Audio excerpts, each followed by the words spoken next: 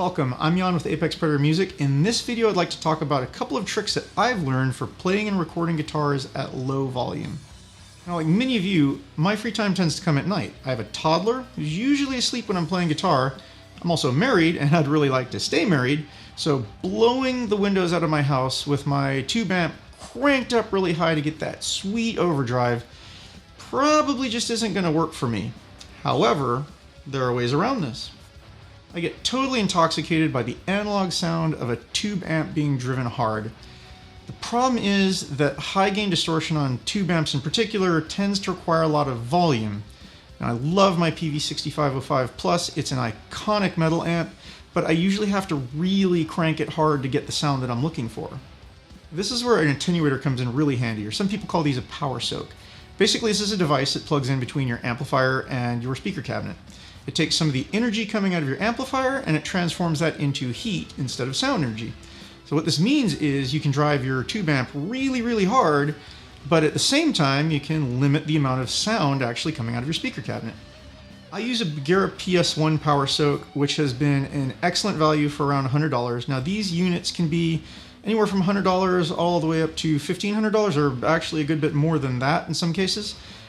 Some of these have a feature for cabinet emulation, and that's really great if you want to record at low volumes without having to set up any microphones. The Bugera PS1 has been great for playing quietly. However, if I'm honest, I've really never been able to get the line out feature on that unit to sound very good in recording. So for that purpose, I use an analog cabinet emulator. I picked up a Hughes and Kettner red box. Some people refer to this as a DI or direct inject box. What's special about the red box is that where most DIs plug in between your guitar and your amplifier, sending a clean guitar signal to your recording interface, the red box plugs in between your amplifier and your cabinet. So it's actually taking the hot speaker signal that you would normally hear through your cabinet, and it's transforming that into a low-powered balanced signal that can be plugged into your recording interface. This gives me a pretty accurate representation of what I'm normally hearing out of my speaker cabinet. So we're talking about the tone, quality, characteristics of the amplifier, as well as any effects I'm running, and the beauty of this is that I don't have to set up any microphones. The red box also gives me a few options via little switches on the top to shape the tone of my guitar. So for maybe a little over $200, I've been able to transform my super loud tube rig into a wonderful, quiet performer for nighttime recording. Using an amp plug-in is another great option, especially if you're on a budget or if you just don't want to hassle with additional wiring gear. Now, I'm a gearhead, so I prefer plugging in a real amp, and I've had a lot of fun sort of finding my own sound using a blend of those old and new technologies. An attenuator and analog cabinet simulator are my way of keeping my kid happily asleep at night and keeping that wonderful woman that I love from divorcing me to save herself from permanent hearing damage.